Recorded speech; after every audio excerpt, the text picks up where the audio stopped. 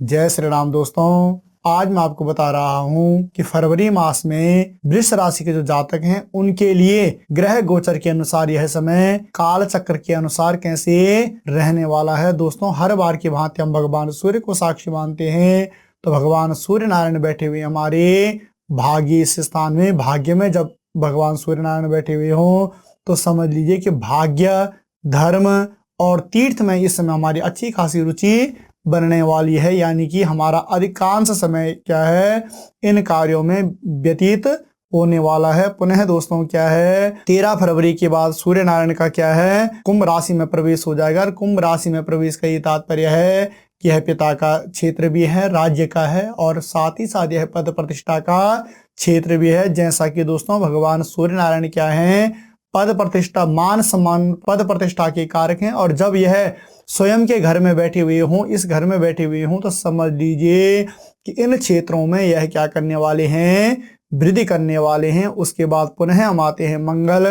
तो भूमिपुत्र मंगल बैठे हुए हमारे अष्टम भाव में, और अष्टम भाव में भूमिपुत्र मंगल बैठने का ये तात्पर्य है कि यह जो क्षेत्र है हमारा, यह आकस्मिक धन लाभ का है, विदेश यात्राओं का है, और दोस्तों साथ ही साथ यह दुर्घटनाओं का क्षेत्र भी है। तो इस समय वाहन इत्यादि चलाते समय आपको विशेष रूप से सतर्क रहने की आवश्यकता यहाँ पर पड़ रही है। और 4 फरवरी के बाद पुनः मंगल का भी क्या है, राशि परिवर्तन, यानी यह आपके भाग्य क्षेत्र में आ जाएंगे। और भाग्य क्षेत्र में यानी कि जब स्वयं की मतलब मकर राशि में यह आएंगे, तो मकर राशि का मंगल दोस्तों हमेशा ही लाभप्रद रहने वाला होता है। यानी कि शिक्षा के क्षेत्र में, और साथ ही साथ दोस्तों धर्म और तीर्थ के क्षेत्र में आपकी अच्छी खासी रुचि यह क्या है, बनाने वाला है। पुनः हम आते हैं बुध। तो बुध बैठे हुए हैं भगवान सूर्य नारायण के साथ में आपके भाग्य स्थान में। भाग्य स्थान में जब यह बैठे हुए हों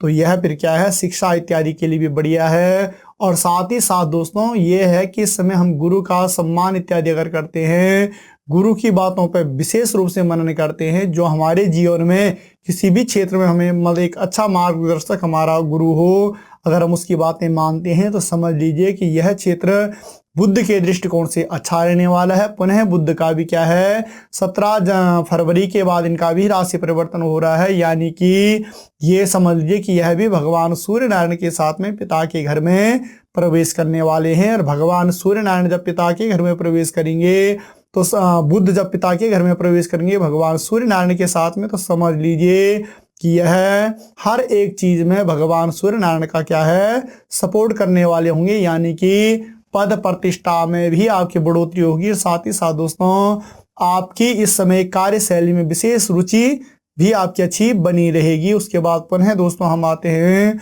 बृहस्पति, देवगुरु बृहस्पति। तो देवगुरु बृहस्पति बैठे हुए हमारे द्वादशेष भाव में। द्वादशेष भाव यानी हमारा व्यय क्षेत्र, और व्यय क्षेत्र में जब देवगुरु बृहस्पति बैठे हुए हो तो समझ लीजिए कि इस समय अच्छा खासा व्यय भी होने वाला है। तो ग्रहों की चाल भी देख लीजिए दोस्तों, काल चक्र का समय भी देख लीजिए कि काल चक्र के अनुसार ये मान लीजिए कि जब हमारा भाग्य भी उदय होगा, जब कार्य क्षेत्र में भी हमारी प्रगति हो रही होगी, और साथ ही साथ धर्म और तीर्थ में भी हमारा बढ़िया एक रुचि बनी रहेगी, तो समझ लीजिए कि हम यहाँ पर हमारा व्यय भी अच्छा खासा होने वाला है। मगर वह व्यय हमें भी कुछ उसको मतलब बना के चलना पड़ता है, हमें भी कि किस प्रकार से हम खर्चा करना चाहते हैं, क्योंकि अष्टम भाव में आपका मंगल भी पहले बैठा हुआ है। मंगल जब अष्टम भाव में बैठे हुए हों, तो मैंने दुर्घटनाओं का क्षेत्र भी आपके लिए बताया, तो वह कुछ चीजें ये होती हैं कि वह हमें भी स्वीकार करनी पड़ती हैं। यानी कि अगर यहाँ पर इस प्रकार से ग्रह बैठे हुए हैं, तो उनके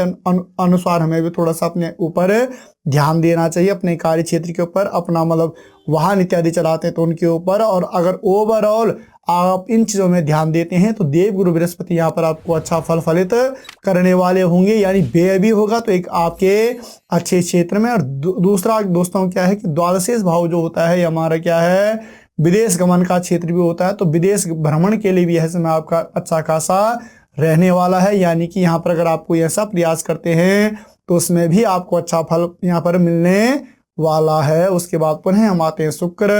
तो शुक्र बैठे हुए हमारे अष्टम भाव में मंगल के साथ में। अष्टम भाव में जब शुक्र बैठे हुए हों तो यह क्षेत्र समझ लीजिए कि हमारा विदेश यात्राओं के लिए अच्छा रहने वाला है, और साथ ही साथ आकस्मिक परिवर्तन करने से भी हमें धन लाभ यहाँ पर प्राप्त होने वाला है। उसके बाद दोस्तों पुनः 10 फरवरी के बाद शुक्र का भी राशि परिवर्तन हो रहा है, यानी कि यह क्या है, आपके भाग्य क्षेत्र में आएंगे। भाग्य क्षेत्र में शुक्र का आने का ये तात्पर्य है कि यहाँ पर हमें हर एक प्रकार से भाग्य में वृद्धि होते हुए दिखाई दे रही है। और साथ ही साथ दोस्तों क्या है, यश इत्यादि का भी यह क्षेत्र है। तो समझ लीजिए कि इन चीजों में हमें अवश्य ही वृद्धि करता हुआ यहाँ पर शुक्र दिखाई दे रहा है। तो शुक्र के दृष्टिकोण से भी हमारे लिए यह समय क्या है, अच्छा रहने वाला है। उसके बाद पुनः हम आते हैं शनि। तो शनि बैठे हुए आपके पिता के क्षेत्र में। पिता के क्षेत्र में शनि बैठने का ये तात्पर्य दोस्तों कि थोड़ा सा पिता के स्वास्थ्य से संबंधित यह कुछ गिरावट ला सकता है,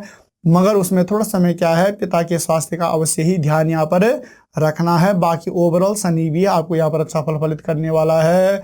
पुनः दोस्तों हम आते हैं राहु। राहु बैठे हुए एकादश भाव में, और एकादश भाव में जब राहु बैठे हुए हों तो समझ लीजिए कि इनकम के क्षेत्र में कोई भी ग्रह बैठा हुआ हो दोस्तों, वह लगभग हमें अच्छा फल ही फलित करता है। उसके बाद दोस्तों राहु का आप देखें तो राहु क्या है कि स्वभाव से ही इसका स्वभाव है कि यह क्या करता है, कार्य क्षेत्र के लिए तो अच्छा रहता है, मगर थोड़ा सा पारिवारिक जो मतलब जीवन रहता है उसमें कुछ न कुछ दिक्कतें ले आता है। तो आप ये समझ लीजिए कि कार्य क्षेत्र के जब यह आय घर में, इनकम के घर में बैठा हुआ हो तो कार्य क्षेत्र के लिए यह समय प्लस उपलब्धियों के लिए यह समय आपका बहुत ही अच्छा रहने वाला है। उसके बाद दोस्तों पुनः हम आते हैं केतु। तो केतु बैठे हुए हमारे पंचम भाव में। और पंचम भाव जो होता है यह किस चीज का होता है, यह हमारा संतान का भाव होता है। साथ ही साथ विद्या बुद्धि कर मंगल कार्यों से संबंधित यह क्षेत्र होता है। तो जब यहाँ पर केतु बैठे हुए हों तो मंगल कार्य भी हमारे घर में इत्यादि हो सकते हैं,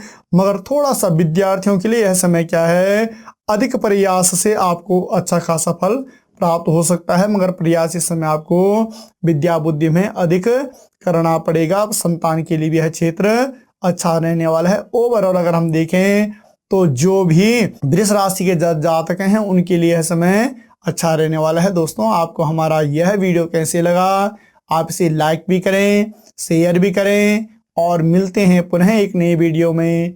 तब तक के लिए जय श्री राम।